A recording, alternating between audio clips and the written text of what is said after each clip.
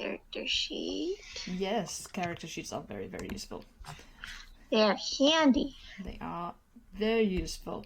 But whilst you're doing that, shall I give you Flavor Town? Because we have a little bit of an intro. Yeah, give me the theory. Okay, I wish I could talk like Neil Gaiman, because, like, imagine this in his voice. He would do this so much better than me. Anyway, drumroll please. There have been stories. Children going missing from their own homes. Strange sounds heard only while backs have been turned. In the playgrounds there are claims of monsters in closets, shifting pieces of darkness, or silent grasping hands lying in wait under the bed. Of course, all of these are just the usual pell-mell rumours of youth and anxious parents. Nobody has been able to find a provable cause, a link, a reason, or a witness. All there have been are stories of things that go bump in the night. Ooh. Today you have been sent out by a work agency, a last-minute call for last-minute work, decent pay, close enough for you to get there in time, and perhaps a potential lead on these recent disappearances. You hope. It's a tough assignment, perhaps the most challenging to be placed in the agency's hand, and not one that anyone else would take, save for you two.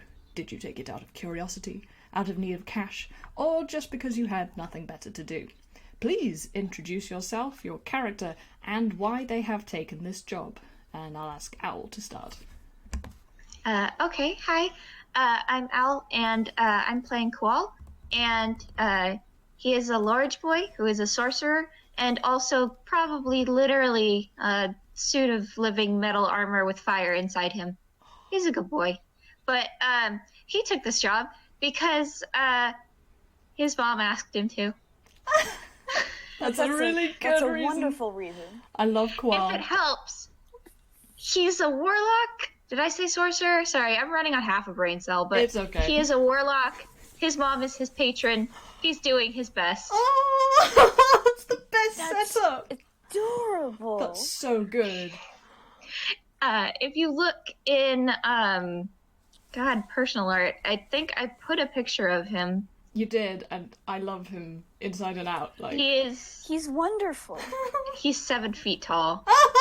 He's wonderful. the giant baby. He's a big boy. He's a big baby boy. We love him. We do. His mom is like 2 stories tall. Oh my goodness, I want to meet her. Wow. But on another game. Bergeron is a sweetie. Yes, game. Game. Ricket, you don't. I am Ricket. I will be playing the esteemed James S. Quackbeth. A bard who took this job because, hey, it's probably going to get in the newspapers. It's a good reason as any to get his name out there. Try and stick his foot back into the acting business. Maybe. Yep, that's valid. I mean, it's less adorable, but honestly, James is adorable, so it makes up for it. We're all good. We're all good. So our 2 intrepid heroes are a very tall boy who got asked by his mom, and a very short boy who's out of work. Basically. This could not be a better setup. I love this so much. Also, yeah, do you guys, like, walk here together, or have you both accidentally sort of, like, accepted the job individually, and now you've met up at the location, and it's like, awkward? They've probably met up separately.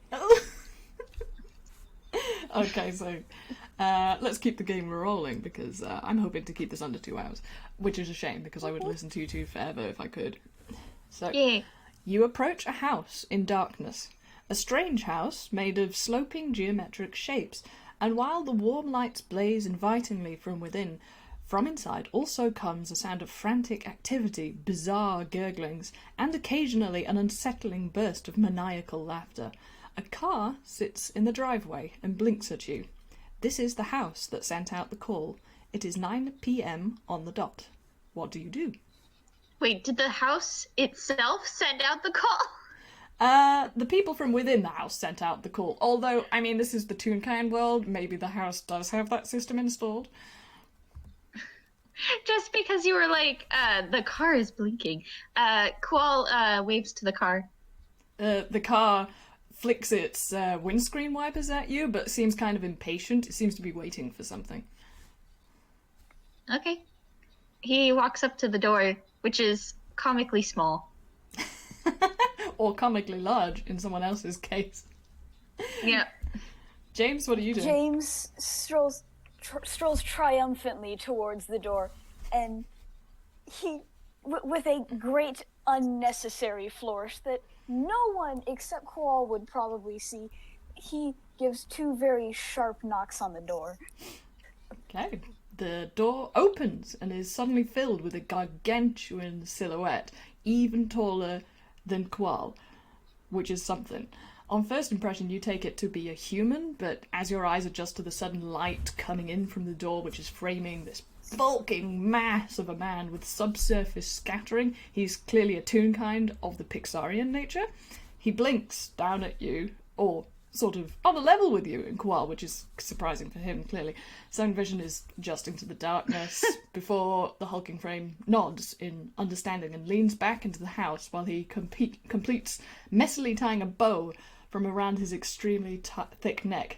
"Honey! The babysitter's here!"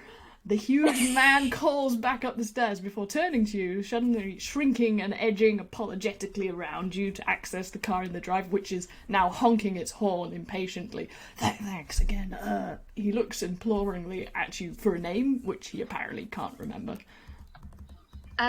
Qual, my mom told you I would be taking this job, and can we call it something more impressive, like maybe child watcher or executive in charge of making sure baby does not die?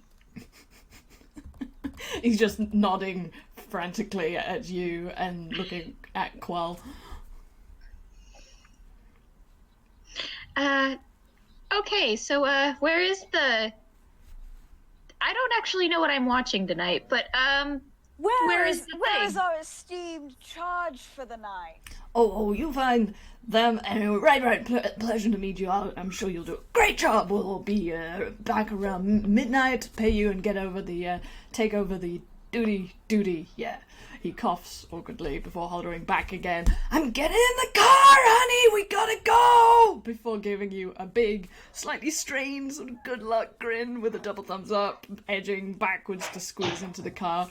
And while this happens, your head's turning back to the door, and it is filled with a vision of a curvaceous, beautiful lady with bobbed, bright red hair who is still putting in an earring. And she hesitates when she spots you and smiles with relief with a hand to her chest.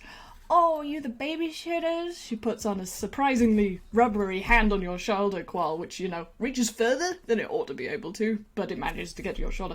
"Thank you so much, sweeties. I know it was short notice for the agency to send you over, but..." And she's giving you a grateful smile while the horn of the car is like, beep, beep, beep, beep, beep, beep. The large man is gesturing wildly at his wristwatch. She gives him a tight-lipped, "I know" look before pressing 2 objects into your hands, James. "I'm sorry, we really have to go. The kids will be fine." She says this between gritted teeth, with an oddly loud emphasis, looking over her shoulder. "So you all have a nice evening, and don't hesitate to call us if something goes beep, beep, beep, beep, beep. Oh, okay, sugar, I'm coming." "Sheesh. You'll find fridge in the food, and there's books. I'm sure you'll be fine." And she's getting into the car while she's closing the door. She seems to sort of wriggle into it at the same time.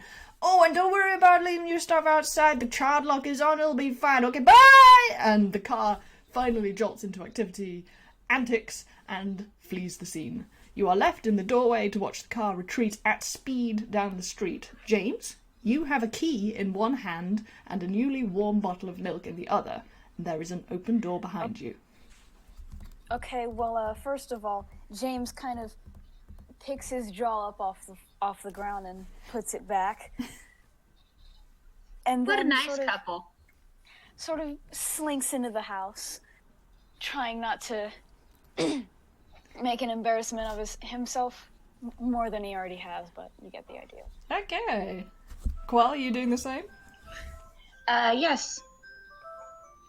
That's My an phone is adorable going tune. Yeah, Qual just, he hops right in, and he closes the door, and he does not seem at all off-put by the whole thing. Hold on. I need to grab my phone. It's being annoying.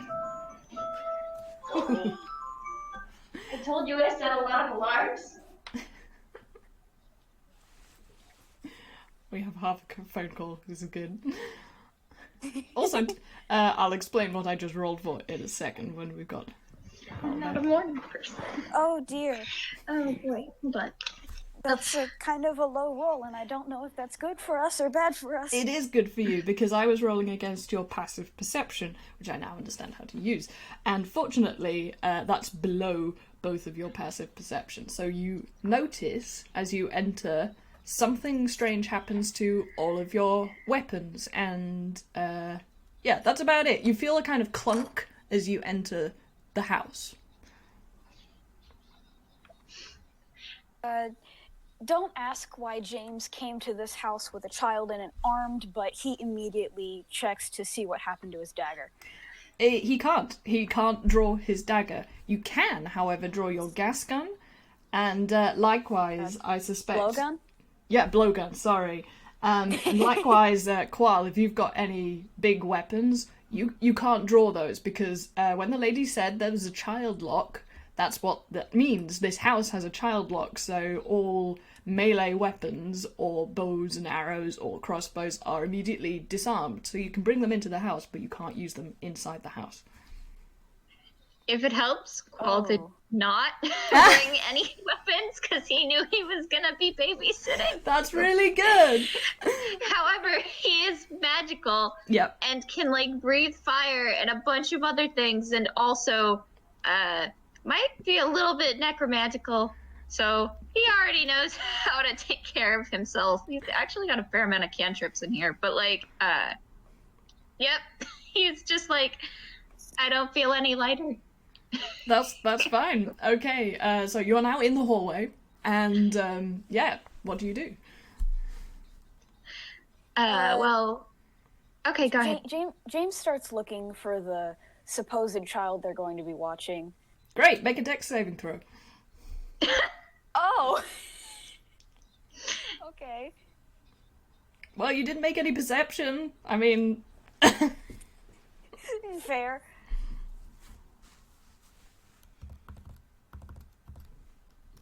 Oh! Oh, nice. Good. Oh, okay. Well, Okay, so... God, you have a high perception. Yeah, no, that was for dex. wait, no, I rolled that wrong. That was the wrong. Oh, was it? Oh, what a I shame. misread skills for saving throws. Oh, damn, that would have been beautiful. But let's see what My happens. dex save is +4. For the radio show, that could have been a 23, but alas. Aw. Oh, it's a 7! It's unlucky 7. Okay, so you fail to notice the breeze that passes past you. You fail to notice the rubber ball that has been placed underneath your foot. And you fail to acrobatically flip off it like you would have done if you'd got a 23. But instead, you just fall flat on your butt. And the ball goes bouncing up the stairs for a length to be caught by a small boy with short blonde hair who is just absolutely losing his shit at you. He's clearly Pixarian with a somewhat disproportionately large head, and from behind him comes an exasperated sigh from a thin, tired-looking teenager with long, straight black hair, which hides most of her face. Shad, don't get us into trouble, because if you get into trouble, I get into trouble, and then... Yeah, no movie night with Todd. Shad teases, because this is Shad, and this is Leotev. How do you spell that? With difficulty. Okay. It's an anagram of Violet. You know where I'm at. How dare you? God. Hey, kids. The teenager just looks at you like this is the worst thing that could happen and says, I'd have been fine looking after them, you know, and stomps off towards her bedroom, and you hear the door slam.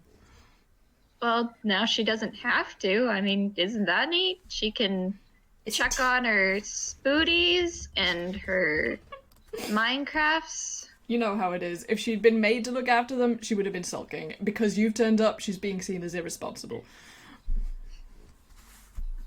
Okay, James kind of picks himself off the ground, glaring at, Shad, was it? Well, you don't know their names yet, but I'm giving you that info. For the sake of narration. Yeah. And he says, "All right. So, who might you be?" Shad yawns stretches. Oh, yeah, I'm just one of the kids you're supposed to be looking after. You know, like, you were briefed about this. I'm guessing that thing in your hand isn't for me, though, and points at the bottle. And from down on the lower half of the house where you still are, with the open front door behind you, you hear sort of the random gurgling that you could hear from outside. And, Shad just watches you with vague amusement bouncing the ball up and down on the step. Oh, right, the baby. I'm gonna go look for him. You two can hang out and, I don't know, compare notes or something. Anyway, nice to see you. I read in the briefing, your name is Shad? Am I saying that right? It's not Shade or something? You feel a breeze, and suddenly Shad, who is indeed Shad, is sitting on your head and knocks on Koala's head. He's like, "Cool! You a dragon, mister?" Dragon, be very careful. I have spikes. Whoa! No kidding! And he immediately starts pinging, your spikes on your head as if they're, music fork type things and playing a tune on them. James sort of slinks away out the front door to see if he can find the baby. Out of the front door? Okay. Yes, because the front door is open, and do you know what babies do? Okay, that's actually fair, but in this case, you go outside, and there is nothing outside. Okay, he closes the door, because that's a disaster waiting to happen. Well done. You've avoided my open front door trap. Okay, so yes, you currently have Shad on Qual, you have a baby somewhere in the house. Okay, so he goes elsewhere in the house to find the baby. Still not rolling any perception checks because, frankly, any opportunity for James to make a fool of himself is an opportunity that I will take. Oh, they're going to be taken. How about you, Qual? What are you up to? Qual is trying to make sure that he doesn't accidentally impale Shad on one of his shoulders because, again, he has spikes. Okay, He is the least child-friendly looking person, but he figured he would be fine because most children don't come past his waist. How about you try and grapple him, because you might be able to, tuck him under an arm. Okay, I don't actually know what I roll for grappling. Neither do I. Strength? I'm gonna say strength, which should be fun. Okay, so let's go with, I think it would be athletics. Hold on. Yep, sounds good. Can you tell I'm a bit bullshitty as a DM? Okay, so you've rolled a 14. Here's what happens. You kind of get hold of him. You kind of get hold of this wriggling, dashy thing, and he's like, whoop! And suddenly you're just holding the upper half of his pajamas, and he is, again, on the stairs where he was. In fact, he's caught the ball before it's landed at the bottom of the stairs. And he said, anyway, I'm gonna go read comics that are too old and gruesome for me. But maybe you should go use that? He points at the bottle before similarly disappearing, presumably into his room, with a blur and a gust of wind. And there are active Are you sure you gurglings. don't want your shirt? Okay, he's gone. Yep. Hi, I never actually asked your name because I thought this was a solo job. Hi. He looks a little awkward and then he offers his large hand to shake, the one that is still holding the pajama top.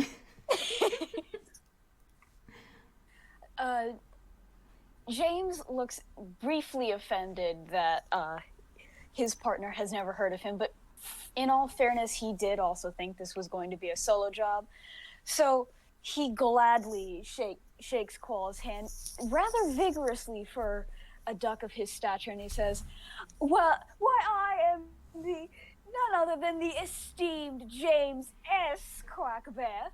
Who might you be, my good friend?" Quell. Just Quell. I don't really have a last name.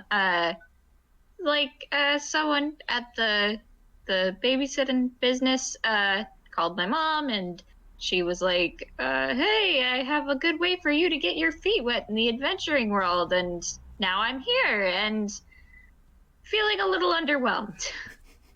Oh, also, are you like Quackbeth, like the guy in that one show? Oh man, what was it called? Goose Adventures? I don't remember. His eye twitches briefly. No, that would be my brother. Well, he did some really good work, so must be nice to be related to such a great guy.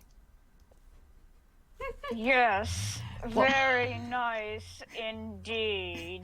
While you're having this conversation, you feel a gust of wind, but you don't see anything. Oh, it looks like he took his shirt. Ah, yes! Yeah, okay, the shirt's disappeared because I love that.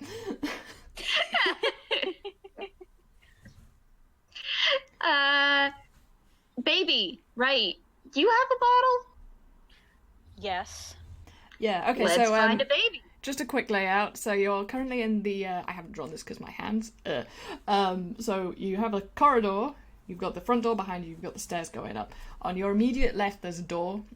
Slightly further ahead, there is another door. And yeah, that's basically all you can see from here. Okay, James goes for the door on the left. Great. And Quell takes the door on the right. Okay, both of you roll a survival check. Oh God. Both of us? Yes, both of you. Yeah, we each took a separate door because I want to make sure that we get around. But oh boy. Oh. Oh.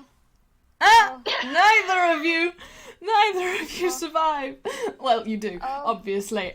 Qual, you have just upended a bucket of water over your head, and because it was balanced precariously on the slightly open door, so that's what the breeze was doing to welcome you into this house. And James, you got the worst deal because you have walked straight into 3 strips of fly paper and are stuck. Qual lets out I would have said like a high pitched thing, but like his voice is actually pretty low, so he lets out a very low pitched shriek and immediately starts trying to shake like a dog, and he's like, "Oh God, I'm going to get rust." You hear the maniacal laughter, but you can't see where from. Oh, that's James. interesting. Whilst the laughter is happening, you almost don't catch it, but you do, because that is within your passive perception. You hear a thud from upstairs.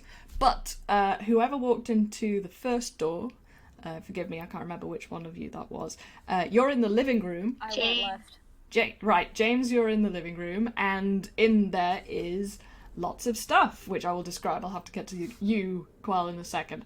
So, James, you are now stuck, but you are in the living room. You see a baby in a crib, gnawing at the bedposts. There are 2 sofas, a homely array of photographs, rugs, cushions. On a table in the centre of the room is a magic lantern, like a Victorian-style candle-lit rotating object that's projecting images of flying elephants and other creatures on the walls. There are also a couple of books, vases, and a half-asleep goldfish listening to a radio in the corner. The baby ceases gnawing at the wood, looks up at you, and goes, Qual, you're in the kitchen, and it is empty apart from being covered in water because you just knocked a bucket of water all over the place, including yourself. He rushes into the kitchen and he digs through some drawers to hopefully find a hand towel of some sort. Great, roll me a d20, see how successful you are.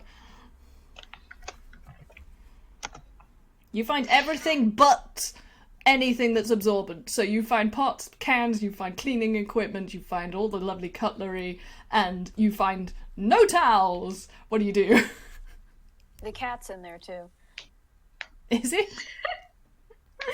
But it's one of those hairless cats. So I see. He walks over to the table and looks a little bit worried, but there's nobody here to judge him. And he takes the tablecloth and he uses it to both wipe himself off and the spill, and then he puts it back on the table. That's superb. I love it. Okay, back to James in Babytown.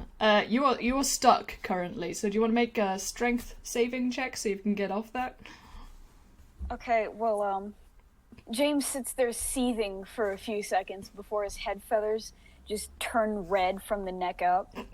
But he takes several deep breaths, calms himself down, and then starts trying to unravel himself.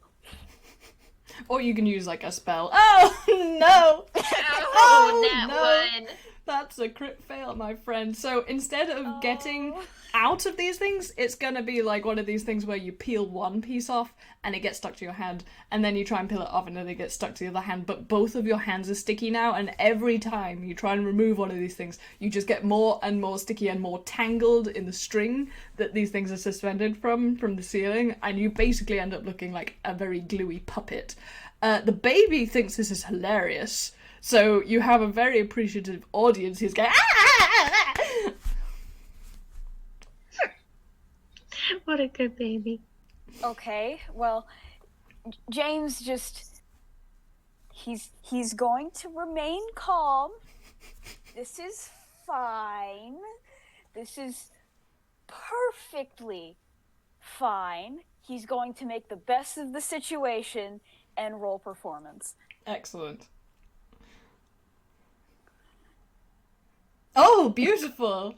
Okay, you put on the best one-man puppet show this baby's ever seen, and he's never seen one before, so, you know, it's very Pinocchio. And, yeah, do you want to describe what you do? No. Okay! That's fine. There's a whole musical number that I didn't have time to write, but it's really good, and the baby is thoroughly impressed. But then it sort of goes... and you hear, and suddenly the baby goes,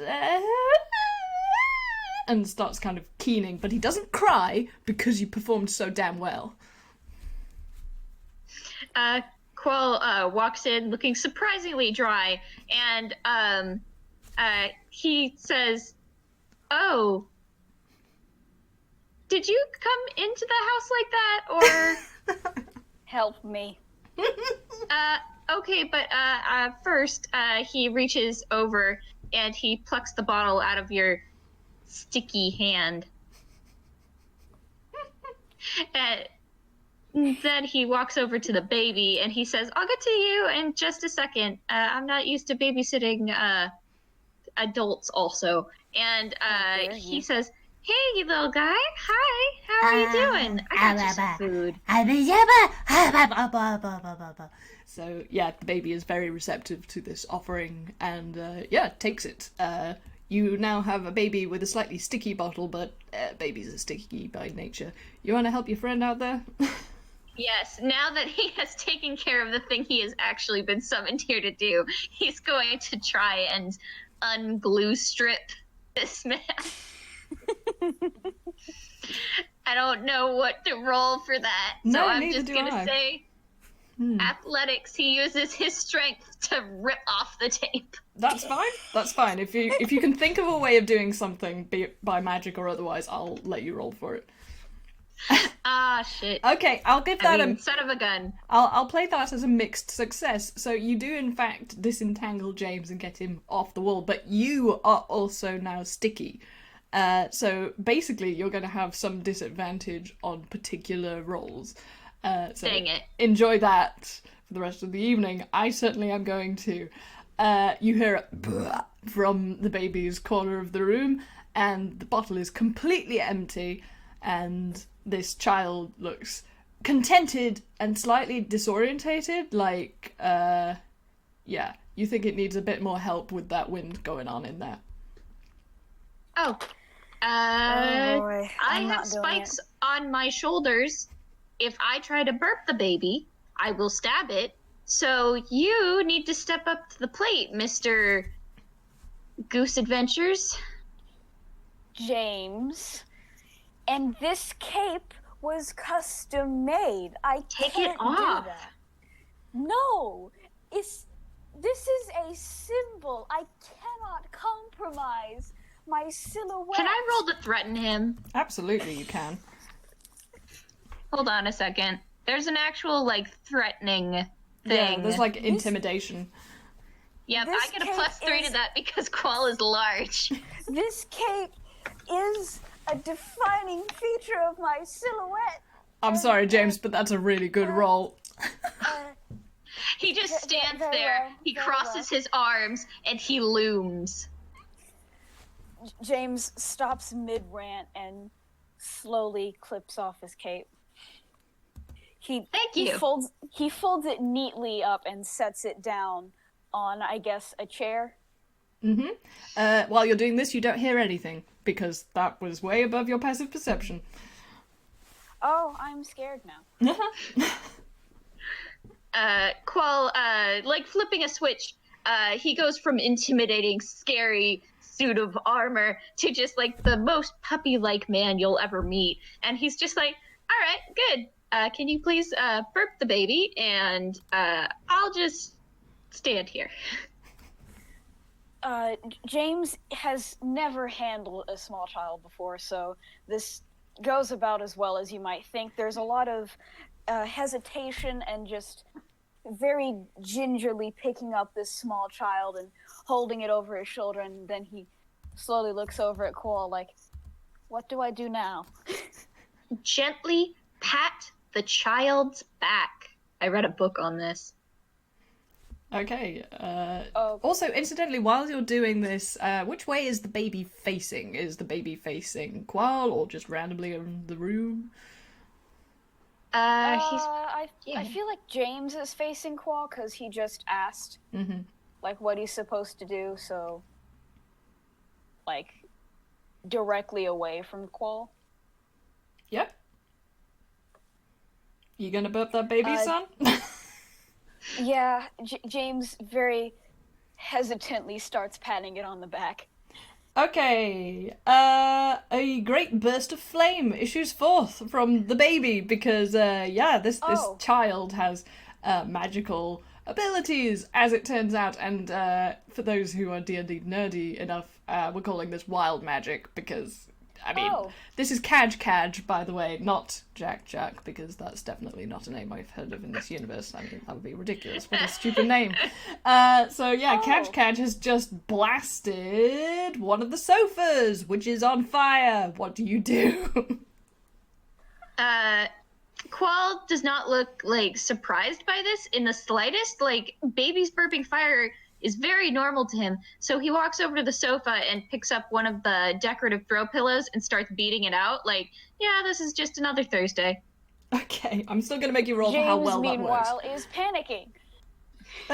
Okay, so, D20, I guess? I'll give you plus... Oh, I'll let you roll with advantage because you have expertise being a fiery person. Okay! All right, that's better. Nice. Okay, so yes, you successfully quell the flames, and again, Kaj seems very entertained by this, especially the fact that, you know, they did something clever! And, you have put out the fire caused by the exploding baby, and you didn't hear anything while all this was happening. Congratulations. What are you guys going to do? James very quickly and very gently sets the baby back down in the crib and then puts a great measure of distance between him and the crib and then turns and grabs his cape. Okay, I don't get why you're so freaked out about this. I mean, most babies burp fire until they're at least 5, you know? They do not. I don't know where you grew up, my good friend, but they most certainly do not. Hey, I burped fire until I was like 7, and then I got it under control. I was a late bloomer. While this is happening, again, you don't hear anything. But Kaj is looking from one to the other and looks kind of like increasingly concerned, like babies do when there are two grown-ups making grumpy sounds at each other. And he goes, but instead of crying, two sort of fire hose jets come out of this baby's face, and one is going to hit. I'm going to roll a d2. Oh, it's you, Qual! You have been fire hosed, and again, I'm going to make you roll acrobatics or athletics, whichever you prefer, but you're with a disadvantage because you're sticky. I don't think he would even blink at that. He'd be just like, oh, fire tears. That's impressive. Oh, no, And they're then, water. They're water. They're water tears? Where did the fire come from? I said wild magic, didn't I, baby? Well, I Okay. think you did say jets of fire, though. Oh, did I? You That did. would be very exciting. Damn. Like, fire just shot out of his eyes, and I'm just like, oh, that's nice. No, apologies. That was the DM having a doof. So, it is It's water. okay. Okay, and so, I'm gonna roll, I would say, athletic? No, acrobatics, but that is also dex, and, Qual is a big, heavy guy, Mm-hmm. so he gets the disadvantage to dex. Oh, you sure do. Wow.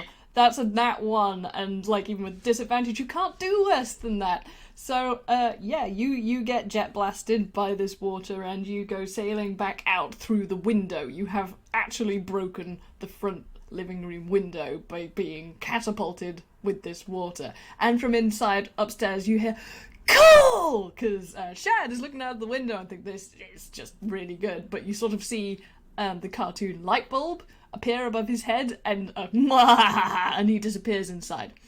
Yeah, so now you have a big broken window, a baby who's crying, and Qual is outside. That hurt. Can James, like, cast dancing lights to try and calm this baby down? Sure, have a go. Okay, shoot, I haven't played a spellcaster in a while. How do I... I can't remember if it's a cantrip. I've never used coloured lights. Dancing light is a cantrip. Oh, that's fine. You just do it, basically, I think. Okay, sweet. I don't have to roll anything? I am going to roll to see how entertained the baby is, but because you were nice to him before, I'm going to give you a +2. It doesn't really work, because the baby is crying so much that it can't see, and in fact... Catch kind of turns towards where this shiny thing is, and the water puts it out, and then he cries even more because he put out the pretty lights. Okay. Minor illusion. Quell crawls back in through the window and shakes some glass out of his shirt, and he's like, I have not been thrown like that in a while. Yeah, I'm being nice. I didn't make you take damage, but I could have. But yes, you have a very distressed baby. Oh, Okay. while this happens, you notice the door opening, but you don't see anything. But you do feel the familiar gust of wind. Quell uses Misty Step. Ooh, exciting. Misty Step is basically, you get to teleport any point within 30 feet. So he turns his head, he squints with his one eye, and then he just bursts into pink flames, and he appears right in front of Shad. And he's like, where are you going? Okay, I'm just going to allow that because that was so cool, and also I rolled a nat 1 on that last thing. And yeah, Shad goes, "Aw, man!" And you see he was fully armed, literally to the teeth, with Nerf guns and a water pistol, but one of them drops to the floor and he basically puts his hands up in a kind of, "You got me, copper!" James immediately confiscates them. Aw, ignoring the crying child to confiscate the weaponry. Okay, I appreciate that. Okay, well, let's minimize our problems right now. If you Okay. can solve that one, he will. I've got some bad news for you later, but I'll cut to that because I don't need to explain why. Because that was a nat 18. It's alright, we'll get to that. Anyway, James tries again with the dancing lights. Because, well, he may as well. Okay, go for it. Okay, didn't I not need to roll anything for dancing lights? Oh, yes, no, you don't need to do that. But again, the child, who is now more disconsolate, so you don't get that +2. Okay, the tears sort of subside enough, and Kaj also sees his beloved brother, who's done something funny that he noticed because he's a smart baby, and he sort of settles down and goes, and likewise sort of copies this display, and little sparks come off him, but they're completely harmless. What a good baby. James breathes a sigh of relief and just... He looks like he's about to collapse, but he doesn't. He doesn't. He holds on. Aww.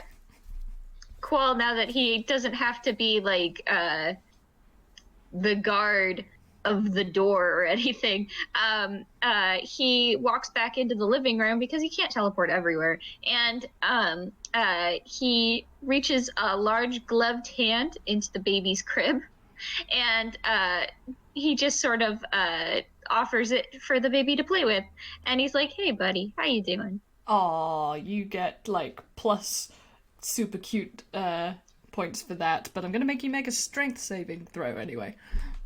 Oh, I can do that. Can you though? Can you? I get bonus. There's no guarantee, my friend. The dice. Oh, okay.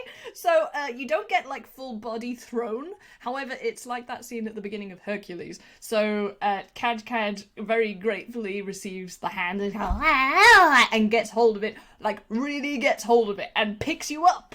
And you are sort of perpendicular to the floor, being held aloft by this child and slightly waved around as if you are a favourite toy. And Shad is sitting on the back of the sofa that has not been burned, looking at the damage you've done and saying, "Huh, you know, this is going better than the other times we've got babysitters. You're doing all right." Qual, he laughs. Like, he chuckles, and he's like, "Oh man, I'm getting flashbacks." And he says, "Can you put me down, buddy?" Let's see if he can, but you are entertaining him, so you get a +2. Yep, the baby appreciates that you have autonomy, as all toys do, we know, in this universe, and lets go of you, but in a fairly gentle way, so you don't go throwing into the other objects in the room. And yes, he also sits up and does this sort of and does that sleepy, bleary-eyed thing that babies do. God, he's adorable. Sorry, it's just Qual is finding that he enjoys this job more than he thought he would. Aww. But he turns toward the window, which has a big hole in it, and he casts a first level spell, which he gets a bunch of false life, which is bolstering yourself with a necromantic facsimile of life. You gain 1d4 + 4 temporary hit points for the duration, and he aims that away from himself and at the window. So wow, the glass rearranges itself into the shape that it was generally supposed to be, except for now it has a face. Oh, that's the best thing I've ever heard. I love it. Oh, that is a big brain move. Oh, I'm gonna give you inspiration, my friend. That was so good. Yay! Yay! He says, "Sorry for, bringing you to life, but I am not very good at putting together small pieces. You know that." And he says, "I sure do, Dad." And then he goes, "Not your dad." And the window goes, "Yeah, okay." Oh. And then the window winks at him like, "We've had this joke before."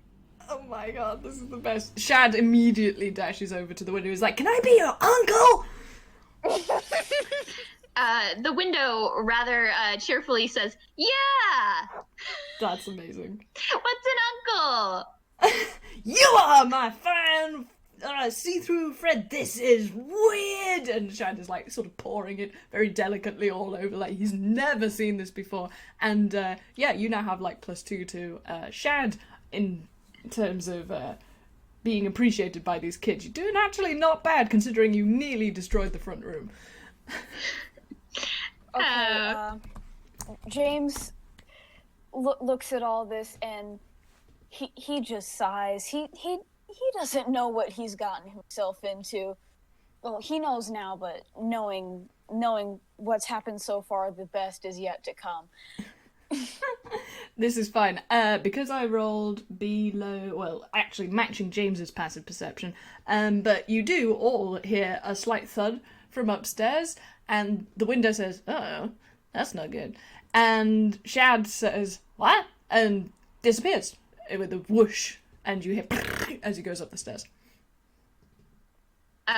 Qual follows him, and he says, "James, can you watch the baby for a sec? I think something's wrong." Are you seriously leaving me with the small child? Well, do you want to take care of the big childs? You are more experienced with the small one, clearly. Look, one of us has to do this, so he throws out a hand, and he only has 3 fingers, but he is doing a very passable rock, paper, scissors. James sighs and does the same gesture. Okay, I'm gonna make you roll to see who wins rock, paper, scissors. So just roll a straight d20. I can't be bothered figuring out the maths for this. Oh, you both roll. You tie. Roll again. Okay. This is oddly entertaining. Oh. There we go. Okay, so as Okay, I'm watching the actually baby. how this works is that because James, you're a performer, as you see Qual go to make paper, you realise that your hand is about to do the same thing, but you tuck in your lower fingers at the last second and it's scissors. So you won. Oh no, wait, no, you got lower. It's the other way around. Forgive me. But that's what happens basically. And watching this, Jack is kind of mimicking you, and but when his hand You said, comes, Jack, you're catch! copyright strike. I'm going to get sued to death by Pixar. But yeah, as Jack makes his hand come to a rest, it comes to rest in a pointed finger, and pew pew pew, lasers are happening now. What do you do? Qual then, his one eye widens, and then he turns down to James, "Go take care of the teenagers," and he ushers him out of the room, and then goes to take care of the baby. So he rushes over, and he's like, "Hey, buddy, are you okay? Are you doing all right?" And he picks up the baby. And the lasers are still going everywhere, so I'm going to roll to see what they hit. Oh, well, good luck, because it doesn't hit anything specifically from the start, because that's quite a fun attack to do. It pings off the pictures on the walls, like it gets reflected off the glass and off the window, who says, "Ah!" And it sort of goes ding, ding, ding, ding, ding, ding, ding, and then it hits the magic lantern. And it has a very strange effect on this magic lantern, because this Magic what now? it's a magic lantern. It's this old sort of basically, think like a mobile, but for pictures. yeah, so it's like a cylinder that's had shapes cut out of it, and you put a light in the middle of it, and the heat from the candle makes the cylinder spin around so that the images move around the walls. There are more complicated versions, but that's like the original version, and that's what I'm using here. And because it's wild magic, something very peculiar happens, and the pictures on the walls made out of light start kind of being a bit more lively, and they are still just pictures, but they are flying around the room, and you now have sort of semi-animated pools of light flying around you, and it's very cool. Oh boy. James very quickly steps out of the room and shuts the door firmly behind him. Not a bad move. Qual's just like, Alright, you are way better at this than I was at your age. And neither of you hear anything because I rolled beneath your passive perception again. Wait, He gently what? starts to rock the baby. That's nice. Aww. Okay, I'm gonna let you rock the baby. If you rolled below, doesn't that mean you failed the roll? Yeah. Oh, I've been doing it the other way around. So when I've been doing better, I've been like kind of succeeding. This is like a thing that doesn't want to be discovered. So, just because I've been doing that for the rest of the game, I'm gonna say that's how it works, because otherwise it would break all the other rolls I've made this game. Apologies. You got it. Oh, okay. Apologies for that. Right. In the future, I will know that, and I should have known that because I'm the DM. Apologies. But You're fine. I'm gonna say this is like an enemy rolling, actually, to not be discovered. So... Oh no, that still doesn't work. I'm full of shit. Anyway, basically, let's go with James because the baby activity is quite cute and we've had a lot of it. So I love how the large child hazard is the best with the small child. Okay, so Okay, yep. James heads up towards where that crash was. Yes, it was kind of a muffled thud because you were downstairs, you couldn't hear much. But again, like after Shad disappeared upstairs, you haven't heard anything else. You haven't felt that familiar gust of wind. And right, so you're now on the upper landing. There's 3 doors, and one of them is slightly open, so you can see that's a bathroom. And yeah, there are 2 other doors. Okay. Can I roll perception to hear if there are any more noises? You absolutely can voluntarily make a perception roll. The first of the game, everybody. What? The first perception roll of the game. I'm so proud. Okay, you hear some kind of scuffling, but you can't determine which room it's coming from. Okay. James goes into the first door Yes. in the hallway. Yeah, sorry, I didn't say. One's on, like immediately in front of you, one's on the left. So you go into the one immediately in front of you, and I'm not quite sure how to roll for this because you're a cool guy. I know what I'm gonna do. Make roll intimidation.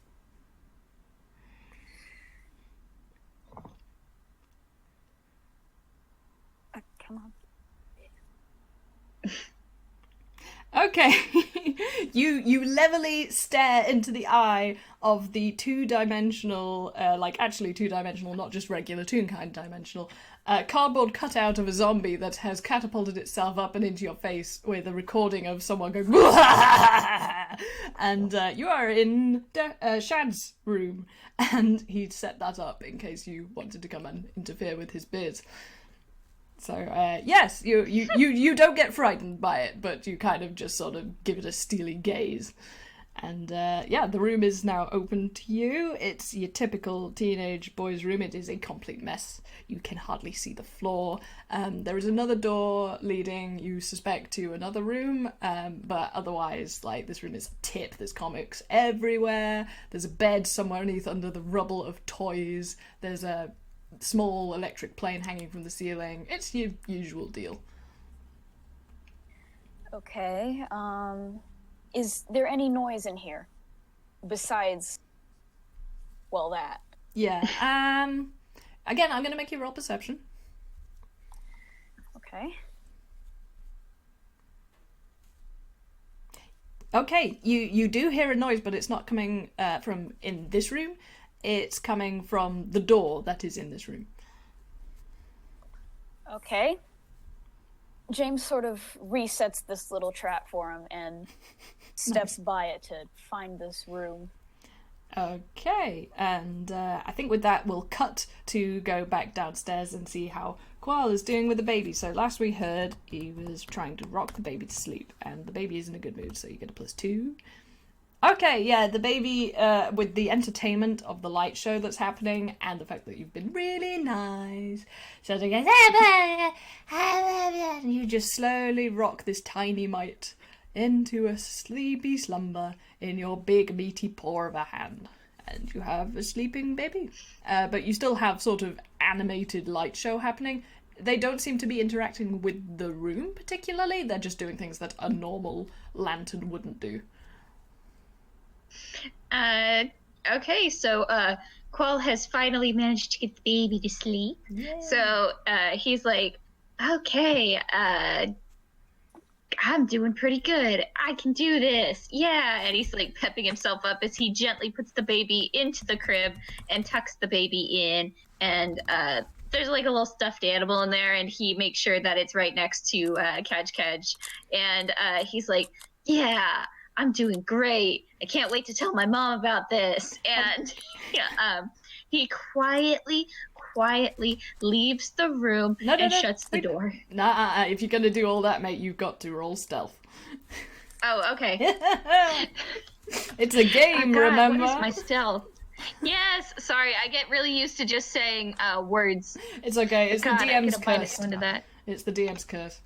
Oh, nice. Hey. Okay, so yes, you do. You successfully sneak out of the room, and Kaj is none the wiser, and you hear contented tiny snores. However, something interesting happens, because you have a couple of friends with you, and the floating light show has decided to come with you.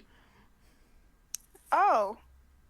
That's unique, but actually, Qual doesn't mind that. He likes having buddies around, and plus, if they're with him, chances are they won't accidentally shine on the baby. So he says, "Hey guys," and then he quietly walks up the stairs because, knowing James's track record, something has probably gone wrong. Okay, we're going to, on that note, smash cut back to James, and you are in another teenager's room. This is clearly the room of the slightly moody individual who disappeared, and it's quite purple in here. You've got a feeling she's sort of in a goth emo phase, maybe a bit of a scene kid. There's rock music bands on the wall. There's a lot of emphasis on music. She's got a really nice pair of headphones and whatever is an acceptable means of playing music in this world, which I'm not absolutely certain about, because we have like talking cars and such. An electric lute. Yeah, an electric lute. That's badass. I love that image. And yes, so she's got a bed, she's got books, there are shelves, there's a couple of stuffed toys. Some of them seem to be sort of shyly put behind the curtain, like she's not really willing to admit that she has them, but they're all very carefully sitting up. You know, these are much beloved. Aww. Wait, what is hidden behind the curtain? You cut out, I think. Oh, sorry. Just stuffed toys, but again, like, she's a teenager. She's kind of trying to come to the decision as to whether she's too mature to have them, which of course is nonsense. Nobody is too mature to have stuffed toys. We all know this. But I have a stuffed Bulbasaur on my bed. Oh, cute! I've got a Donald sitting like right next to me on this chair. But Yes, good. the notable absence from both of these bedrooms are the inhabitants. There are no children. Okay, so where was the noise coming from? Indeedy do. Well, you heard the noise from the other room, so you can investigate, I suspect, would be the best role for this. Okay.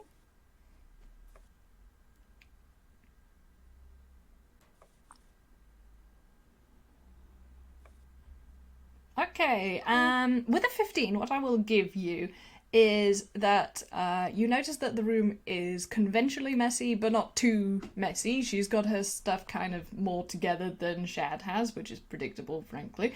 It's a bit difficult to be more messy. However, you also remember that despite the morass of tat and toys and comic books in Shad's room, there wasn't anything that was under the bed. And similarly, in this room, even though there's a couple of things thrown around, unusually for a teenager's room, there isn't anything under the bed that you can see. It's very dark under there. Okay. Baby's asleep. Oh, is Qual joining? Yeah, he went up the stairs and he has been lurking, I guess. That's fair enough. Can I roll to see if James is frightened by that? Absolutely, you can. I'm not sure. Would I roll intimidation or would you roll intimidation? Yeah, you roll intimidation and see if you outmatch it. Me? Yeah. It's more fun if Yeah. you're active. Interesting. Okay, so James, you get a big no feeling from this. You're not like absolutely. Oh, the puppy! Hello, puppy! I can hear the puppy. There's a dog. There's a dog. Sorry. It's okay. Pet the dog. It's alright. Pet the dog. I'm petting him right now. Oh, what's it called? Baby. It's okay, honey. Oh, we love you, puppy. I'm gonna let him sit with me so he doesn't get upset. That's absolutely acceptable. This is a puppy-friendly DM game. Oh, I love them. Roscoe, Okay, What so good puppy. yeah. Oh, come here, sweetie. yeah, we love the There we go. puppy. The puppy has come to make sure Hi, that you. James isn't afraid. This is good. What a good dog. Yeah. So James gets like the bad vibe, like the super bad vibe from this bed, but you're not like terrified, but you know, the feathers on the back of your neck stand up. Okay. What are you staring at? There's nothing under that bed. Yes. So, I don't think that's weird. Don't you think there should at least be something under that bed? I don't know. I usually keep my room pretty clean, but if you're worried, I can stick my hand under there. Yeah, definitely you do that. Go right ahead, by all means. All right. By the way, don't like shriek or anything or make any like extremely loud noises because I got the baby to go to sleep. I might have mentioned that. So I think it would be better if he slept through the night so that his parents don't end up having to deal with that when they come back. You know, it's not great. And he leans down and he almost has to like press himself flat to the floor to reach his hand under here because he is a large boy. And he reaches his arm in. Oh my dear sweet darling Qual, please make a Constitution saving throw. Oh, Okay. no. And I mean that in every what sense. What is my con? I get +2 for that. Yeah, good. Oh dear. Oh no. Oh dear. Yeah. So this feels really super bad, and to put more emphasis on that, you're gonna take, I am so sorry, but it is 2d8. You take 15 damage! Oh my goodness, What type of damage? What type of damage? that's necrotic damage? Oh no, that's fine. Qual has 24 hit points, so I know, but that's still a very big he hit. reaches his arm under there, and there's a scraping, horrible. You know the sound when you tear metal? Mm-hmm. There's that sound, and then Qual, against his own saying earlier, "Don't make any loud noises," lets out a very painful sound. Cause like, oh god, that hurt. Can James run over and clap his hand over Qual's mouth? Yes, absolutely. I don't have to make you roll for that. And yeah, so as you're, I'm presuming, withdrawing yourselves from this whatever, you can see much more clearly that there is nothing under the bed, and the bed itself isn't there for long either, because as the black hole you can see underneath the bed, it appears to jolt backwards from you. It seems surprised that something happened, and the corner of the bedpost tips into it, and the frame shudders as if it's being fed into a mashing, you know, those things that they feed trees into when they're trying to shred them to get rid of like extra limbs and such, and it does that, and you hear this terrible crunching noise, but even the sound kind of seems to disappear, and the bed dissolves like an ice cube in a frying pan, steadily sinking down into the floor before disappearing entirely. And this hole, this blackness, and it spins slowly, and you feel the sound being pulled from your ears and the air being pulled from your lips, and your feet involuntarily begin to slide towards it because the carpet is being sucked into it, along with all the other contents of the room. The pictures are swinging off kilter, the posters are being torn off, the books are skidding slowly off the shelves, and they disappear into this unseeable flatness before you. And then you remember that there have been stories, and in a moment of latent horror you realise in this world that has such importance in belief, even though you cannot fathom the what of this situation, this is the why, this is the how. The stories in this world that have always been so closely related to reality in this world have made the fear of the unknown, the thing under the bed, real. The concept of the monster with grasping hands that lies beneath has become real. And as you're looking at this void, it grows hands, and it grows 2 long spindly arms and 2 short grabby ones, and there are quite a few others. And as the monster finally swallows the bed, it makes a noise. It goes bump. Roll initiative. Oh! Oh my god! Okay. Enjoy! Koala stands one arm, so like there is like pink fire pouring out of the spot where his arm used to be. It's luckily not catching anything on fire, but it's like licking at the air, and he's like, yep, now I know why this was such an important job. Ow. Well, babysitting is the hardest job of all, and I thought you'd appreciate that, Al, because what is DMing if not babysitting, basically? Herding cats. Yeah. Okay. So, yeah, you want to roll initiative for me there, honey? Okay, hold on a second. God, what is my initiative? Oh, I get a -1 to initiative. Oh, dear. Okay, you're still first. You're still first. I have the best modifier, but I rolled the worst. Okay.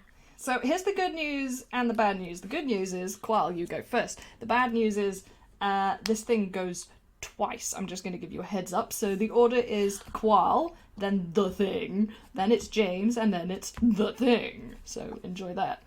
Okay, what do you do, Qual, baby boy?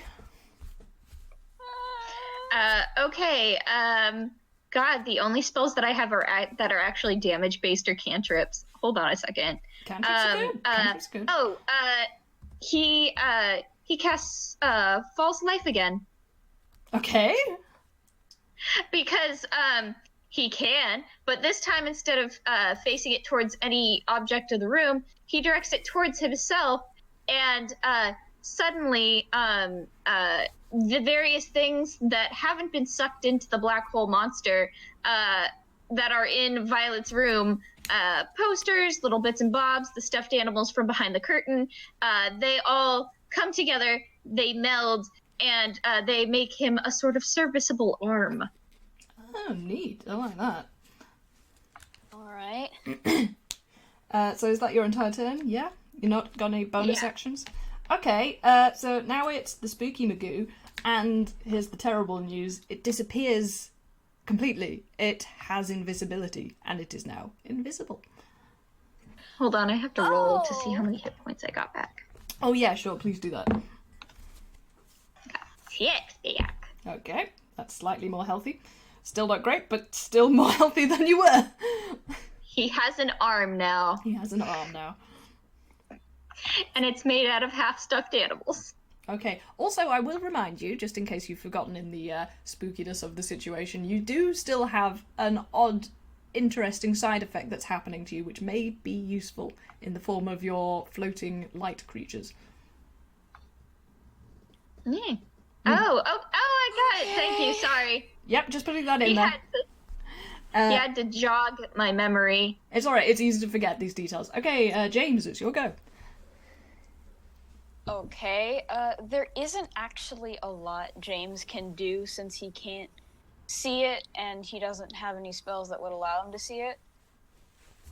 Yeah. So Strength and being able to see are not necessarily, the biggest, most important things here. You've got to use your imagination. Okay, well, he's not a very imaginative person. Oh, He's an actor. yeah. Well, panic does things. No, that's fair. I'll tell you what, one of the things I'll let you do as a bonus action, if you're panicking, is you can make a perception roll or something. Okay, I'm gonna do that.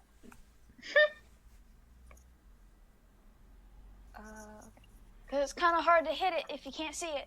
Oh, excellent, excellent. So, you realise, clever boy, that even though you can't see it, the effects of this void creature are still in effect. So, you see posters being pulled off the wall and they go in a certain direction, and you see a book disappear in a certain place.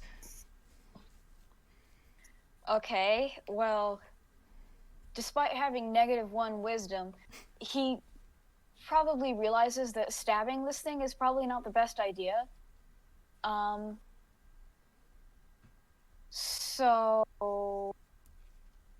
I'm just scrolling through seeing what I should do. It's fine, take your time. I did throw you a googly here. Googly moogly. Great googly moogly. Yeah. Great moogly googly. Ah, yes, of course. In the meantime, like, Quall's just sort of between here and the door and watching as this small duck thing, Toon, panics, and he's just like, oh man, I really hope I don't end up losing my other arm today. Also, yeah, I might as well describe that you're in a fairly square-shaped room, as well as the door that you've come through, which leads into Shad's room. There is another door to your left, which you assume goes back into the corridor. Okay. I say assume. It does. Spoilers. I don't have a lot of options, but I do have suggestion, which is a 2nd level spell that lets me magically influence a creature I can see within range that can hear and understand me, presumably. Okay, I'm going to say, because you rolled so well on your perception, I'm going to ignore the being able to see, because you can basically see where this thing is. But yeah, go for it. Have a go. Okay, James casts this spell and he says, hello, can you maybe go away? Okay, do I have to roll anything for that? Is it like Wisdom saving throw. Wisdom saving throw, thank you very much. This is going to be really interesting. Okay, so I definitely failed that. What happens is you hear, help, help, oh, Mom, I can't see you. Dad, are you there? Uncle, where am I? Uncle Scrooge, Oh. Oh god, there are people in it. Mm-hmm. It done ate your kids. Oh god. Oh. I think we're, like, contractually obligated to get the children out of that thing. Also, I don't want them in there. Okay. Oh, thank you for volunteering, my good friend. Please, by all means. Okay. I will physically throw you into it. Oh, no! What? Is that actually Just, what you're doing? No, he just says that in a deadpan tone of voice because, again, he's down one arm and looks like he's in a lot of pain. Okay, in the meantime, James, do you have any more bonus actions you want to take or anything? Let's see. I have Bardic Inspiration. Yeah, sure, you want to use that? That would be great. Okay, I'm gonna use that on Quall, so he can do things, because honestly, James did just offer him up to the hole. May as well give him a better fighting chance. Okay, do you say anything inspiring? Good luck. That's inspiring. That's fine. Okay, so yeah, you have that bardic inspiration. Congrats. And now it's the monster's turn again, because the thing is, remember who has been consumed. That's the biggest clue I'm going to give you here. Oh god, he's Speedy. He's Speedy Gonzalez. So at the moment, he's still invisible, but what it's going to do will make it visible, because what it's going to do is a bit nasty. I apologise for this in advance. It's... Okay, sorry about that, James, but you just got mauled by a bunch of arms, and they are of varying length and strength, and the thing is, like, individually they're not very strong, but because 9 of them clawed at you, you take 9 hit points of damage. However, you can now see the horrific black hole monster with its many arms, so that's an improvement, question mark? You okay? I don't think he's okay. I don't think he's okay. Okay. Yep, it's Qual's turn now. Okay, let's take a look. What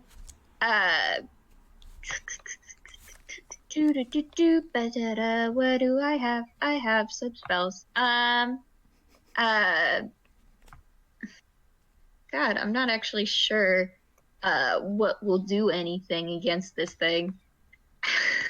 So, let's take a look. He gets a little bit closer to the monster, even though he's like flinching a little bit, and his little light buddies come with him. Mm-hmm. So now the little light creatures are floating around the room in sort of the same way they did with the lantern, except for it looks sort of like they're emanating from Kual this time, because he is sort of a magic lantern in and of himself. He is a metal thing with light inside of him. Yep, and you figured out without me telling you that is exactly why they are following you. Also, these creatures are basically reacting to this thing. They're kind of they aren't looking so happy, as it were, anymore, which is weird because they're just silhouettes. But they're like sort of darting around in a sort of what is that? Okay, so Qual is gonna roll with the general things that people do with really scary stuff, and he is going to use control flames in order to press the edges of this creature. So he opens his mouth, and out comes pink fire, but very controlled pink fire, and he presses it towards like the center of this horrific armed monster. So what he's trying to do is, if it's the monster under the bed, it does best in the dark, right? You are absolutely on the money. He is lighting up this room, my dude, with pink. That's great. Do you have to roll anything, or do I have to roll anything? I do not. It's a control thing. Okay, that's great. It's a cantrip. It's a cantrip, baby. Gotta love them cantrips. They are very useful things. So, yeah, the whatever it is, this thing literally has no name. I was just like, I don't think this thing has a name, so I'm not gonna give it one, which is now a problem, because I have to say the thing instead of the spooky name that would have sounded cooler. Just call it Bump. Bump! Oh, it sounds cute now. Dang. Anyway, so yeah, the bump monster flinches away, and several of the arms retract into the hole, and it's kind of like, it's a bit trapped. It's like kind of stuck inside where these flames are, and your light silhouette buddies seem to catch on to this idea, so they're like circling around it, and basically you almost look like you've trapped it in an alchemical circle, which is very clever. Okay, and it's now the beastie's turn, unless you've got another bonus action. Hold on. I do have bonus actions. Ooh. I just don't know which ones I have, because, okay, bonus action is, okay, I have 2-weapon fighting, which doesn't count because he does not have any weapons.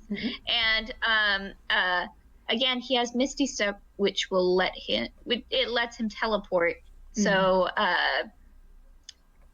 then he also has opportunity attack. So I'm just gonna set up opportunity attack as a reaction. Like if this monster attempts to escape or get out of Qual's light circle, I'm gonna use an opportunity attack to hit him with some with his fists. Yeah, that's a good move. That's a good move. Okay, it is now the monster's turn, and it's going to try and spit something at you. Oh dear, I think that hits, and Qual, he's aiming at you because you just did this weird thing. So, Ow. yeah, you get hit by two books. Puppy's upset. Oh, puppy's upset. Oh, baby. Oh, I'm sorry, the spooky monster scared you. I'm very Poor sorry. baby. Sweetie, shh. Oh. It's okay. The neighbors' dogs are barking. Come on. Oh. It's okay. It's okay. We love It's you, all right. Papa. You're a We love good you. boy. Our You're a dogs have good been baby. having such a bad time with the fireworks over here because it's been bonfire night. It's like, ugh. Sweetie, shh. It's okay. Give him a kissy. Give him a little kiss. Come on. Okay, he doesn't want to sit with me, but I will give him a kiss. Aw. So as long as He's he's a good comfortable. boy. Okay, the good news is the bucket spits at Qual is very small, so you take 2 hit points of damage and that's it. It hits him, but then it catches on fire because, like, he's literally surrounding this thing with fire. I like that. I like that. Bonk, ow, and then whoosh. I feel validated. Okay, well, when Ricket is able to do so after consoling the poor Papa, it is The James' dog. Okay, turn. he's quiet right now, but he's very surly. Oh, well, we'll see how long the game goes on, but honestly, we shouldn't take too long if you're carrying on as cleverly as you are. Oh my goodness, honey. Oh, Please stop. It's okay. Baby. It's all right. Welcome to That's Dog okay. Therapy, the game. Okay, James sort of catches on to the idea that light is bad for this thing. So for the 3rd time this run, he's going to cast Dancing Lights. Excellent choice. Yeah, you want to visually describe? It says that he can also combine the 4 lights into one glowing, vaguely humanoid form of medium size. Oh, So he's gonna do that. that's really cool. Yeah. Okay, so you have your light show person, which is brilliant. You gonna give that person a name, or is it just kind of like, go forth and do my bidding? Yeah, go forth and do my bidding. And yeah, it does. So the light show. Well, no, you tell me. What does the light show do to this hole? You know how you described the thing eating the bed is like an ice cube in a frying pan? Well, what I'm thinking is that have you ever dropped a sugar cube into a cup of tea? Yes, I certainly have, being of a very British persuasion. Yes. The light eats away at the creature the same way that tea eats away at a sugar cube. Ooh, how about that, Ricket? Do you like that? Sure. I like that. But I would also like to say that the person sort of walks up to one of its many arms and slaps it on the wrist like, no. Okay. Because of the previous thing you did, the talking to it situation, when that happens, you hear the moody teenager go, "Ow!" from inside this hole. Oh. Okay. But that's all that happens. The hole is still having like a bad time with the surrounding situation, and in perhaps a bit of desperation, it turns invisible again.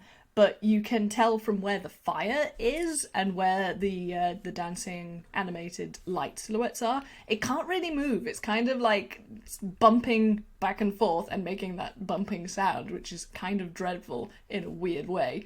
It's like someone dropped a suitcase down some basement stairs. It's kind of shunting around the room and kind of flitting darting movements that aren't quite natural to any living thing, but it's you can see where it is even though it's invisible. Qual, it's your go again. What? Your turn. Oh, it's me turn. Okay, so Qual is going to try to talk to this thing because it's obviously having reactions, and honestly, he himself is a large fire suit thing, so he's used to seeing these things that are typically seen as scary or bad as just, people. Because, like, his whole family is made up of things like him. So he sees this creature, and he doesn't like having his arm kind of, like, eaten. But, like, at the same time, it's obviously kind of scared right now, and it can't move. So he gets a little closer, and he keeps up the fire control. And he says, "Hey, are you sentient?" Are you talking to it? James seems very exasperated right now. He's in the throes of panic, so... Oh. Of course I'm talking to it. It's very understandable. It's a person. That ain't your arm. Well, everybody has bad days. Okay, while this is happening, and I'll tell you what it says in response in a second, you can hear sort of something going ba-bump, ba-bump, ba-bump. But this is coming from the stairs, you think? Like, it sounds like something is coming upstairs. But from the hole, more importantly, you hear as if from, like, down at the bottom of a well, you hear this myriad of distressed voices from afar, but you get the distinct impression that it's not the monster saying this, because, again, this thing sort of lashes out at you, and by doing so, parts of it seem to catch fire in that pink fire, so you get sort of brief outlines of these limbs that are from the centre, and in response to this you hear the sounds at the bottom of the well sort of going ow, ah, ah, but they actually sound like less distressed, it's kind of just annoyed. Qual goes, "Okay, I don't think it can talk back at least, so I don't have to feel bad about this. Can you keep up your dancing lights, Jamesy?" Gladly. Because I'm gonna try something. And then he stares directly at the monster, and then he casts Misty Step. Oh boy! Oh, fascinating. He teleports into the monster where he can hear their voices. Okay, I'm gonna make you make another Constitution saving throw for sure. Okay. What is my con? Oh, it's +2, right? Oof, Can I use inspiration to just make this a nat 20? You absolutely can. Okay, so... It's a nat 20. It is, it's a nat 20. I also gave you an inspiration. Yes, you did, but I think that... inspiration, but... Yeah, it would have had to be a really good roll, I'll be honest. So that nat 20 is a very good usage. So you step into this void, and you feel yourself being stretched from your toes downwards, and it's like, parts of you are moving faster than other parts. Like, temporally, you feel very strange. But you hold yourself together, and you remember the job, and you remember what might be being contained in this hole, and you hold out for them. And I'm going to say, like, instinctively, you are kind of feeling your way forwards with your new arm and your other arm. And other hands grab yours. What do you do? He closes his giant mitts. So now he has whatever has reached out to him in a firm grasp around the wrists. And he says, and it's kind of gargly because of the distortion, "Anybody else in here? This is a one-way trip." Okay, I'm going to say because you have two hands, you manage to properly grab two other arms. Like, you can't easily get a good hold of other things. But other things do try and grab hold of you, so I'm going to roll for them. See how well they do. They don't make it. They try, but you can kind of feel them dissolve as you step out of this hole using your Misty Step. But the two people who do go out onto the floor in a tumble with you are Shad and Leotev, who is sobbing hysterically into you, and she has been in this hole from the start because she was the first bump that you heard right at the beginning and you didn't do anything about.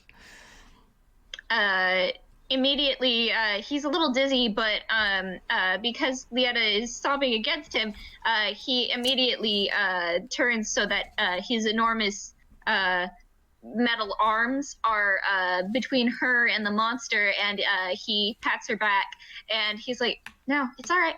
You're okay. Look, we got you out. You're all right. Okay." That's really, really good.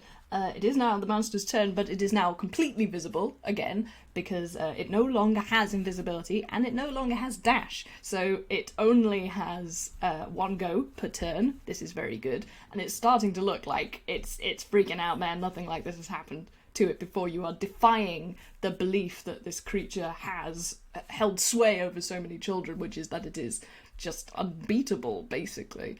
But it is making that awful noise against your ears, and even more so than usual. So I'm going to ask both of you this time to make a wisdom saving throw. Okay, what is my wisdom? Oh, I get a plus 1 to that. Dear. That's fine. Oh dear. I'm sorry. Okay. Okay, that's a 15. And a 19. Oh, very good. Okay, so you don't take as much as you would. Unfortunately, you are still going to take some damage from this. So, you both take a d6 of damage, and it's a full-on 6. That's a 6. You both take 6 damage. So yeah. And with that, Qual's arm takes the brunt of that and just falls off. All of the things that were making it scatter across the floor. And this is how you know how scared Shad and Leotev are, because instead of Shad going, "Cool!" like he doubtless would have in a normal state, he screams as well as her. And, while this happens, the door opens behind you, and you've got a little friend who's come to see what all the noise was about, who seems quite interested. James, it's your turn. Okay, well, despite the fact that he's like almost dead, he really doesn't want this hole to get wild magic, because that would spell disaster for all of them. So he quickly goes and tries to usher the baby out of the room, like, hey, this just wait outside for a second, this won't take long. Roll persuasion. I most certainly will. Nope, not happening. The baby is too interested in what's happening, and also can now see the faces of its siblings who are distressed. And baby is very compassionate and quite clever about figuring these things out. So it looks at the big, whirly, horrid thing on the floor, and goes, "La, la, la, la, la, la," and it is going to explode. Oh, God. Oh. Okay, the baby explodes, but it doesn't actually do any harm. It's just on fire now, basically. But you have Rage Baby. And it's still James' turn, because, like, Persuasion is just a bonus action. Yeah, go for it, James. Do. Okay, I'm sort of running out of options here. So, I'm gonna say that he tries suggestion. Okay. Same demand. Please get out and wait outside the door until we're done. On the Rage Baby. Yes. Okay. You're gonna have to roll real good on this. Yeah. Wisdom saving throw. Okay. For you. I mean, it's a baby. Do they have wisdom? I'm gonna just do a straight D20.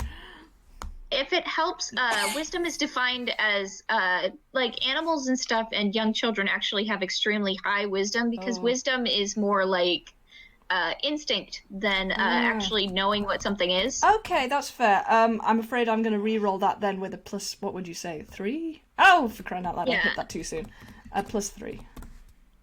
That's still really bad. Okay, this baby is persuaded by you and sort of grumps and sits down in the doorway. It doesn't go anywhere because, like, its siblings are distressed and doesn't like the thing, but it's just kind of gonna not partake if it's not allowed. James closes the door as best he can You hear bang, bang, bang, and it starts to singe at the bottom, like you can see it burning through. And now it's James, this is not working. It's Qual's turn now. Do you want this thing to get whatever this baby has? No, but I would also like to get the children out of the dangerous room. Then by all means, open the door. And he actually growls at James, and then he turns to look at Lietta and Chad, and he says, "We're in a little bit of trouble right now." And he stares directly at Chad, and he says, "I know how fast you are. I mean, you've used it multiple times today. I had to teleport to keep you from shooting us with Nerf darts." Shad is breathing very heavily, but is trying through the tears to sort of very bravely sort of listen to and nods and is like, yeah, what do you want me to do? I'm going to give you one very explicit direction right now. I want you to pick up your baby brother He's on and fire! run as fast as you can. He's on fire! Hold on. Put him under the sink. I'll burn before that! Have you seen an exploding baby? Look at the door! And it's like really starting to burn through now. Well, we don't have anybody here who has like built-in oven mitts or can't take less harm from things. You...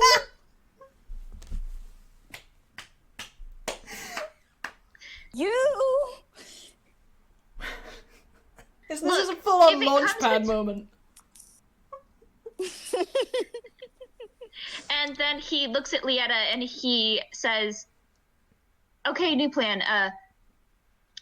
Lietta, Chad, I need you to go outside of this room and lure the baby downstairs."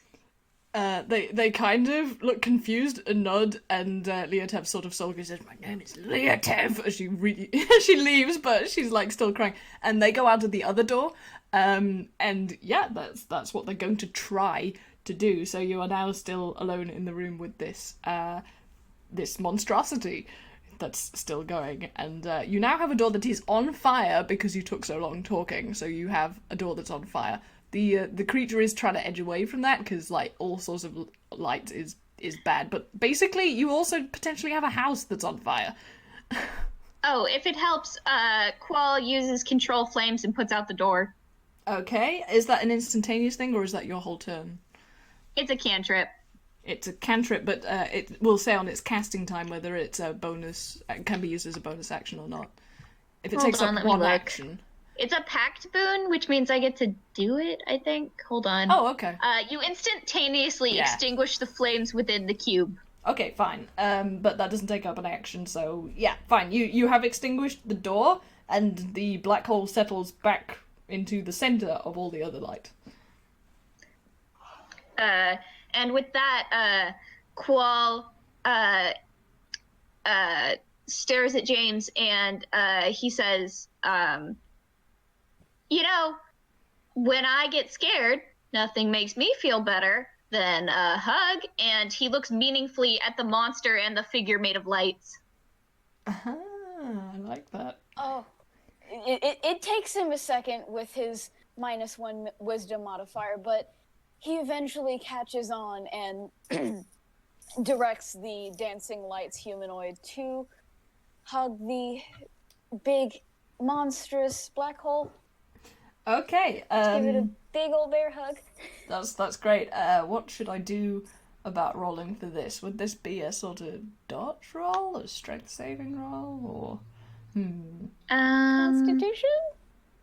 Yeah, that'd Constitution. probably be it. That works for me. Hate to tell you this, but the Constitution on this thing is wicked. God damn it. Sorry. And especially because technically it was the thing's turn, but I wanted to see how this played out. So your light figure tries to get hold of it, and you sort of see it bunch up in the middle as if it's being hit by wave after wave of impact, and it just pops. The light figure just sort of bursts like a bubble, and in fact the creature now seems to be doming out of the floor, and it is basically trying to arch its way out of the flames, by sticking its hands onto the wall and pulling itself over them. So I'm going to see if it can manage to do that as a dex roll. It doesn't succeed. The fire still like hurts it, and also interestingly you see some of the hands grasping the other hands. You almost feel like some of these hands that went ow before are starting to fight back and are trying to prevent the other arms from doing this creature's bidding. Okay, so what was giving this thing power was the people inside of it. We got both of the kids out. It shouldn't have any power. You got 2 of the There's kids still out. someone stuck in there. Yeah, it has lots of arms, my guys. And if you remember, this whole mission started with stories that this thing has been happening and that kids have been disappearing, like multiple kids from all over Inkwell. There are kids in there. Yep. Okay. Not in my house. Well, it's not my house, but not in my babysitting house. Okay, sorry. That roll was for how successful Leotev and Shad were with Kaj, and they have managed to successfully lure the rage baby downstairs and calm it down, and it is now back in its crib. And I'm going to say that Leotev is clever and it's her go, basically, because she's the next in command. And she has sent Shad out to fetch the parents. So Shad is now running at full speed down the street. Yeah, whose go is it now? I've got confused. It's James. James. Okay, well, James figures this is as good a time as any to at least try and look like he helped. So, against probably his better judgment, I mean, Qual did it and he turned out just fine.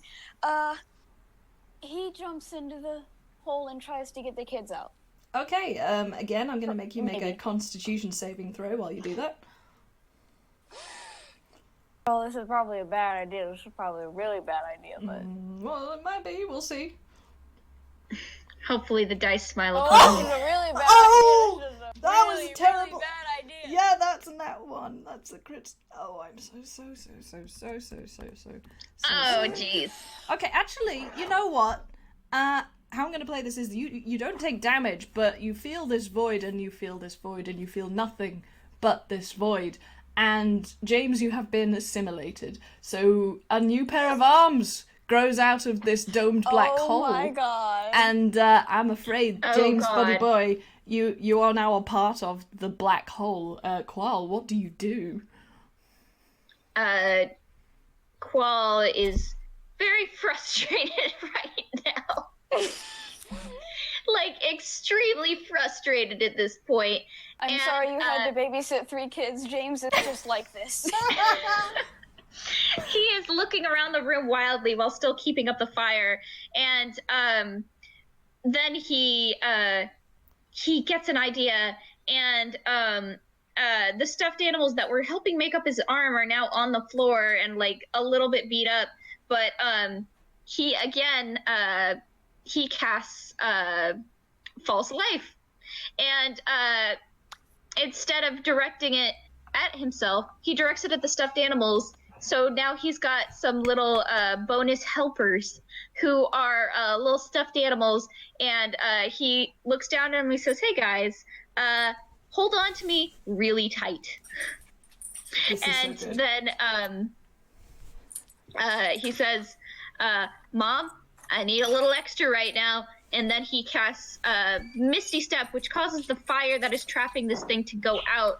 But he hops into the beast again, except for this time, he also has extra arms because they're stuffed animals. Oh, I love this. Okay, I'm going to make you, again, roll Constitution, but with 2 advantages. And I'll explain why you have double advantage, basically. So that's terrible. Roll again. That's also terrible. Roll again. Okay. This is like, okay, right. All of those were bad. I gave you 3 chances. So this is what happens. You jump into the hole and the lights come with you. The light silhouettes come with you. And they do their best. They try to fend off the shadows, but one by one they get basically torn to pieces. It's like what happens when you go into an event horizon and the lights just become strands, and you get this kind of weird zebra tube effect as you go further down. And then the toys have a go, and they actually do really well because they are imbued with the love of the child that has loved them. But she's been kind of embarrassed by them lately because she's a teenager, and their stuffing comes out, the joints break, and it's really quite sad. And they disappear into the darkness as well. And you basically feel helpless. You remember being afraid when you were very small. You being afraid of nothing. And that's the weirdest thing about this thing, because it isn't anything. And that means it's everything. It means it's whatever you were afraid of when you were small, and deep inside you, you still are afraid of it. But what happens next is... Hey, I get a bonus action. You do. You get a bonus action, Yep. so tell me what that is before I do something else. Breath weapon. Okay. You do that? Yeah. He breathes out pink fire and lights up the inside of this asshole. Oh, Jerk. that I sounds mean, very the inside painful. of this jerk. This is a family-friendly D&D campaign. Sorry. No Taco Bell references here, my friend. Yeah, okay, you want to roll damage for that? Yeah, Do I'm it. gonna do that. Mhm. Hold on. This is a Christian one-shot. Sorry, I swore a little bit. We can bleep that out later. No, we can't. I can't be bothered, and I swear all the time.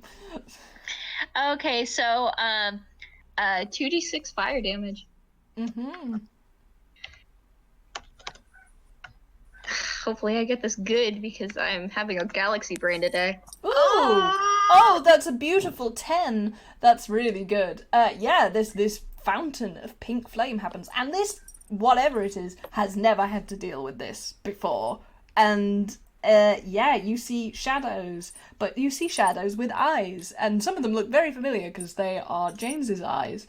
And James, because you have basically been, in a sense, friends with Qual, this is enough to shake you out of the helplessness that you felt, and this pink fire inspires you, which is great because, you know, you gave Qual some helping out there.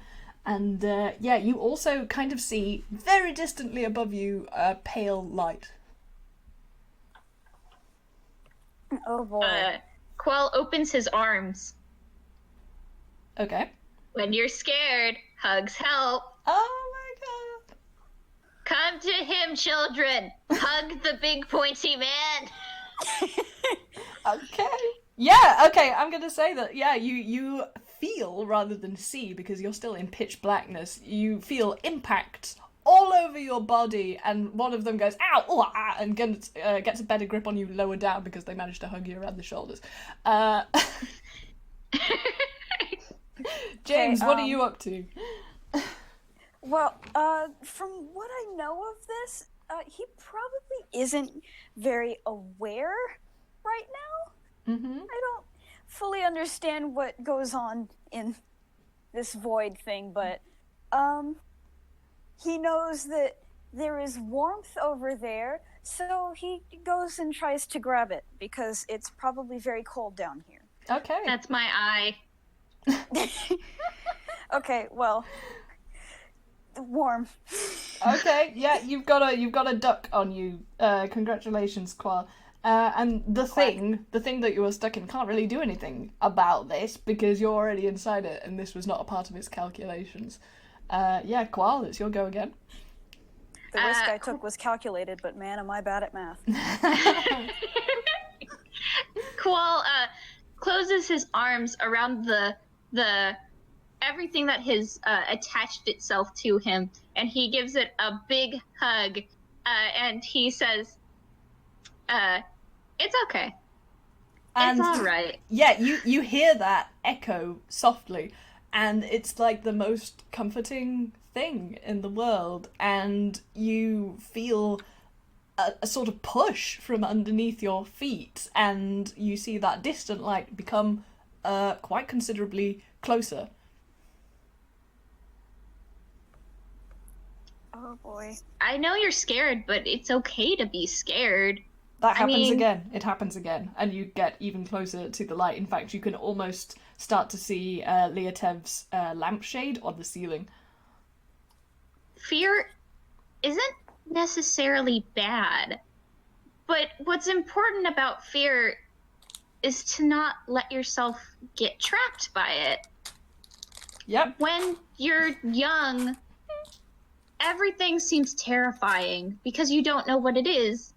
And I'm here to tell you that even if you don't know what this thing is, we're gonna get you out of it.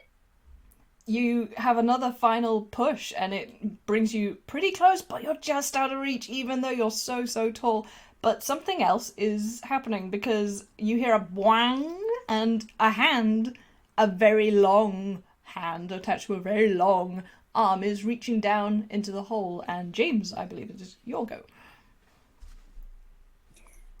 Okay, geez, what can he do right now? You're a bard, You're baby. a bard. What? You're a bard. Think like a bard, my darling.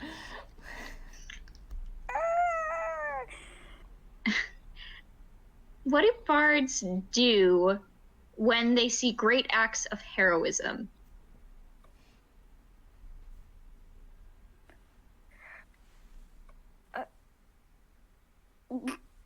They tell stories about it. They sing songs. Oh. Okay. He is an actor, and he loves embellishing, doesn't he? You're also I'm sorry, surrounded. You're also surrounded by kids and a thing that has become because of stories. Okay, these are small brain hours, so It's okay. It's okay. No, it's okay. It's all okay. I'm just gonna hope that this is what you guys are talking about, and I'm going to roll performance. I missed the last part All of that. bad dreams come to an end. What? You can just do rather than roll. Oh, it's a beautiful 21. Oh, it Oh, works. it's a bouncing baby 21. Yeah. I don't know what to do with it though. What were you actually rolling? Because I missed it because you went very high pitched. Performance. Oh, performance! Yeah, baby! Okay, so what you do is you become the hero of the moment that is needed to inspire everybody from both sides. So you do this fantastic kind of Skywalker / Errol Flynn thing where you climb up Qual, but sort of very rapidly, and then your cape flutters out as your hand reaches out to take the other hand, and yeah, it's just this kind of movie poster moment, and the light coming down from the top is like a spotlight on you, and the curtains of this creature just fall away, and you can't tell whether you're being jettisoned out of it into the room, or if the room is crashing down on you like a waterfall, but the effect is that you and Qual and the lady Mrs. Extremely Good at Everything, who has come to save you, and about 30 kids come tumbling out into the space. Holy snap. Yeah, and pop, bang, and then ragdoll physics, because you are all fitted into this teenager's room, which was fairly spacious, but not anymore. And you have solved my dreadful what was under the bed puzzle. Congratulations! Yay! Yay! One final roll. Please roll survival. Oh. God, I get a +2 to. I get a plus. Oh, I get a +3 to survival. Okay. Yeah, bitch. Oh, James. You and that survival roll in. Oh, okay. So actually this worked beautifully. So that survival roll was for how well you and the family deal with having 30 kids to babysit. So James, you kind of get steamrolled because they all are so impressed, but they all want a piece of you. So they're pulling on your hat, your cape. Shad is showing off the fact that he got hold of your pea shooter gas thingy, because that's what you failed on a roll. It's just a blowgun. It's just a blowgun. Yeah, he got your blowgun and you cannot get it back for the life of you. And Qual, you are fine. You just sit there like this big mama hen, and they all come up and give you hugs, and they ask you to tell you the story, like tell the story of how you beat the thing, even though they were just a part of it just now, and they want to know all about you and your fire-breathing abilities. And yeah, so you do fantastically well. The word gets out, and over the series of about 48 hours, all of these kids are sent back to their parents, and you are heroes. And this comes with a bunch of benefits. So basically, you are now renowned, which means that, you know, in the king's service, you are now recognised in Inkwell, pretty much anywhere. Like if you went into a sheriff's office, you have good stead. You both receive a medal of commendation to prove this, and it bears the face of our much beloved king of the land, Altway, and on the reverse is Ecom. They're both very, very pretty, and you get a choice of what metal it comes in, so you can have it in gold or silver. Doesn't matter really, but it's just like what goes best with your outfit, you know, they consider it like that. And you get a pooled reward. Rose gold, please. Gold, of course. Koala, what colour are you going for? Rose gold is an option. Rose gold. Yes, I knew it! So it's a sort of pinky yellow color. That's a beautiful choice. I love it. Okay, so you both get your medals in your choice, and the parents all pool their rewards, and you know they're from lots of different families. But basically, between you both, you get 160 gold. So that's 80 gold apiece. And yeah, you're very popular people after this, and lots of kids tell stories about the heroic giant dragon and the slightly comical but also heroic little duck. You should not have struck James's ego like this. He will not shut up about this. This is a risk I was willing to take, and that's all, folks. You did incredibly well, and also did things that I did not expect you to do, which made it so much more interesting. I'm really glad that you didn't make him take more damage when he jumped into the beast, because he only had 7 hit points. I was at 6. Yeah. Well, anyway, it worked out better. We're doing cinematics here, baby. Yeah.